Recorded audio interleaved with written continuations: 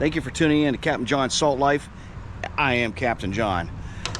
If you haven't subscribed or done so already, please do so. And after this video, it's a short one, but give me the thumbs up. That helps the channel grow. It's really serious. Everybody says it, and there's a reason why we say it, is because we need your help. Today, you're not gonna believe what happened. So we have these car cleaning places, and it's up to the owner to make sure the back of the truck, the bed is empty. Also, it's up to the owner to make sure that the radio antenna is removed if it's gonna break off. And usually on a lot of these older vehicles, we have the wire whip. Well, guess what happened to me? The antenna broke. This is what it looks like when it breaks. If you can look down in that hole there, it broke off. It bent the copper. I got to get that out of there. I've been working at it, but I did come up with a solution. And here's that solution. I went to a little area called Harbor Freight, and I picked up what we call reversible drill bits. Okay, that means you tighten it up in forward on your drill, and then you put it in reverse and you slowly drill backwards. And what I ended up doing was I ended up getting a little punch, and I tapped a spot in the center of that screw.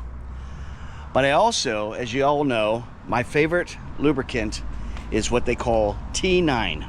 Okay, you'll see it in some of my other channels, but I'm just going to get to the point here to show you how this all works. If this ever happens to you, don't pay somebody to do this. Try and do this on your own, okay?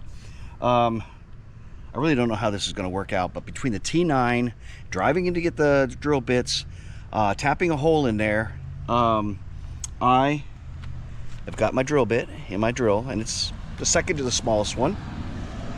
And it is in reverse. We want to check to make sure it's in reverse because we don't want it to go backwards down into the hole. I got to find my spot.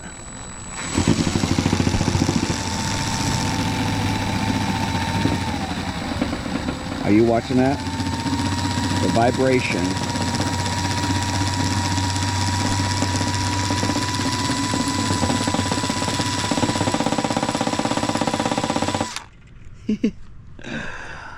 I hope I got that on film.